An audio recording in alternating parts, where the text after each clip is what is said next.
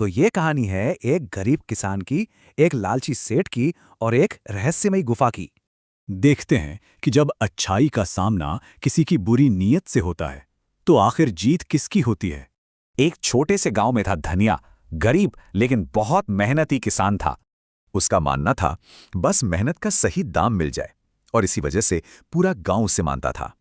लेकिन उसी गांव में एक और शख्स था, लालाचंद सेठ। जितना अमीर उतना ही लालसी।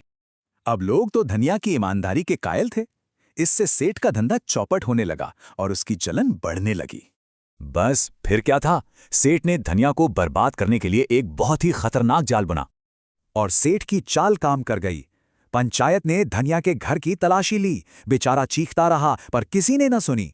और तलाशी में वो अंगूठी मिल गई जो सेठ ने छुपाई थी। बस सबूत मिलते ही फैसला हो गया।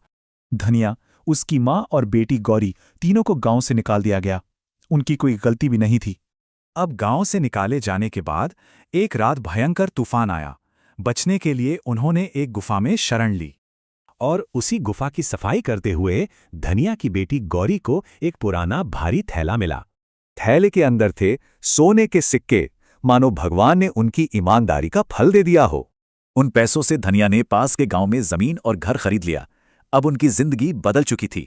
लेकिन धनिया की इस खुशकिस्मती की खबर उसके पुराने दुश्मन लालाचंद सेठ तक भी पहुंच गई। सेठ को यकीन हो गया कि उस गुफा में और खजाना है, और वो लालच में अंधा होकर वहां पहुंच गया। उसे सोने का एक और थैला मिला भी, लेकिन खुशी में वो गुफा के अंदर और अंदर भटकता चला गया। अब वो रास्ता भूल चुका था। जिस खजाने को वो ढूंढ रहा था वही उसकी जेल बन गया। कई दिन बीत गए। भूखा, प्यासा, डरा हुआ सेठ। अब उसे अपना लालच समझ आ रहा था।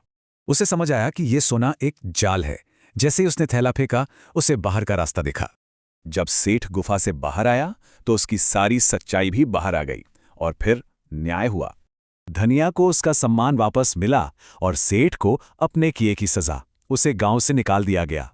तो इस कहानी की सीख क्या है? यही कि ईमानदारी को भले ही मुश्किलों का सामना करना पड़े, लेकिन जीत हमेशा सच्चाई की ही होती है। असली दौलत सोना नहीं, नेकी और सुकून है।